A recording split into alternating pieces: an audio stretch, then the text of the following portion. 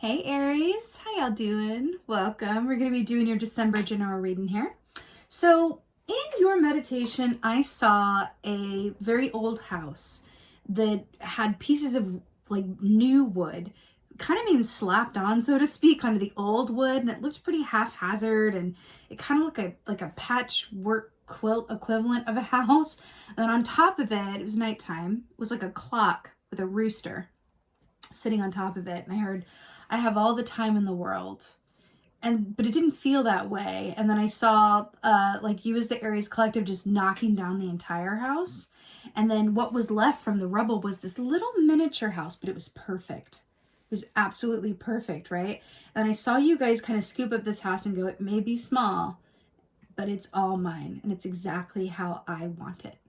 And you guys have the biggest smile on your face. And I feel like what I'm getting from that is that, you know, knocking down that old house and trying to put new pieces of wood on it, and this has been going on in the collective energies, sometimes it's better to just completely, end one cycle and begin a new one. And sometimes it can be scary to walk away from something, not knowing what's next.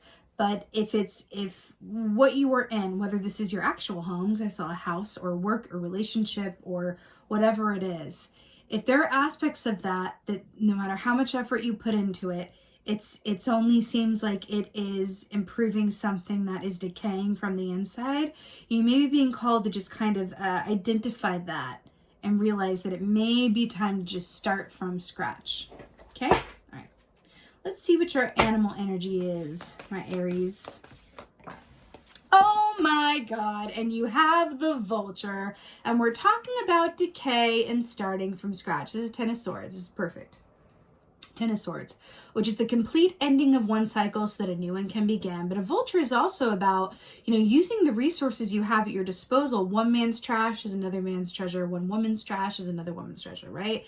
That's vulture. So it's fascinating that I saw that in your, that's beautiful air energy here, in your meditation. And we're talking about, walking away from things so that you can start something new that's all yours and exactly how you like it, right? Beautiful, really beautiful. This could also be walking away or changing aspects of yourself that are outdated, right? All right, ooh. 8 of Cups.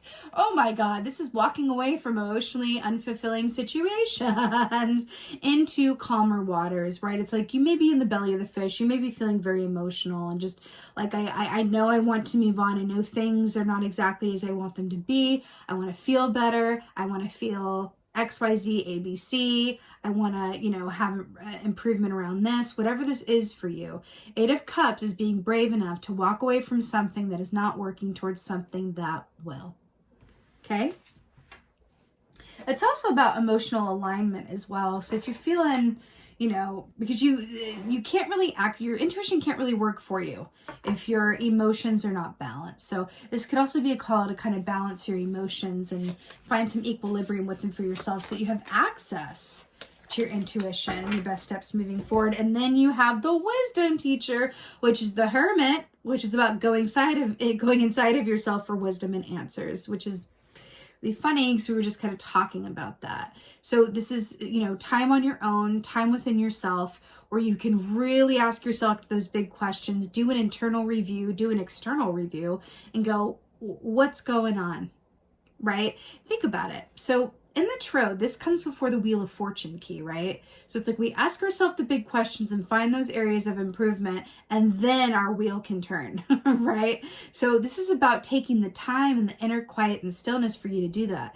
We're talking about, emotional equilibrium and accessing your intuition from a place of emotional balance. And then we have this cloaked person kind of looking out in this calm lake, right? Remember, I saw it was nighttime. In your meditation. Then we had the vulture. We're at the bottom of the ocean with the 8 of Cups here. And then the Hermit teacher. I'm really hearing to take the time to do some, assessment, self-assessment and outer assessment, and consider what needs to end or what was the gift in something that has ended. And then we have the third position, which I'm so happy to see, which is Ace of Cups. I love this. So Ace of Cups is a beautiful energy that's about great love, but it's about self-love. It's about self-nurturing. It's about intuitive guidance. This is emotional equilibrium that overflows. So I love that this is in your third position. And what that means is this is the potential energy that you can get to if you follow the A, B, and the C, right? That's what this is. So I love this for you, but I'm also really drawn to these cranes here.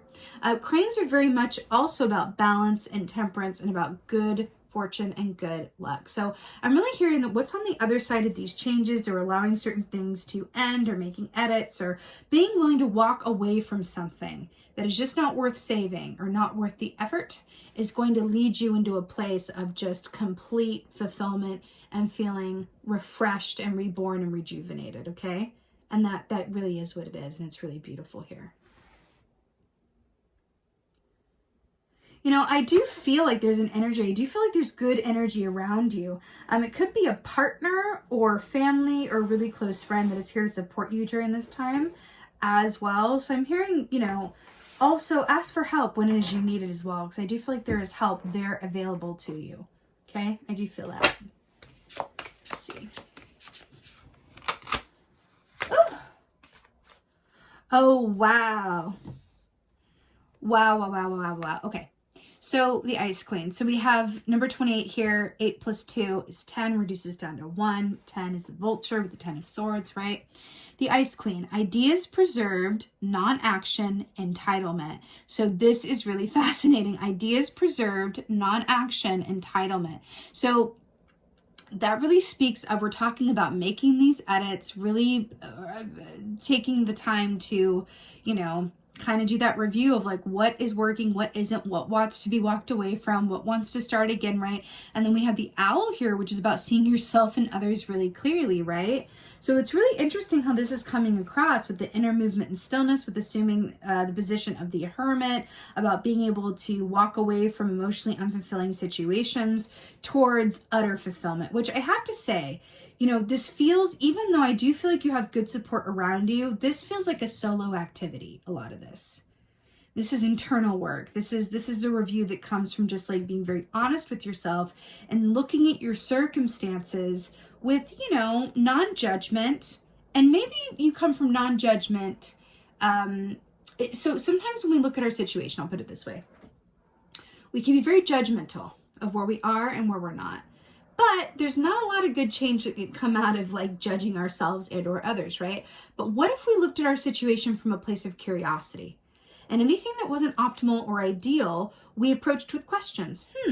How could I better that? How could I shift that around? What are my options? Not necessarily taking action on it, but asking those questions, being clear about what those points are and going, I need to walk away from this. I need to do less of that and more of this. Or what if I did less of that and more of this? What if I moved? What if I changed position? What if I changed my trajectory? What if I, you know, just asking yourself those questions, right? And it's really interesting that it's coming up with the Ice Queen, with the ideas preserved, non-action, entitlement.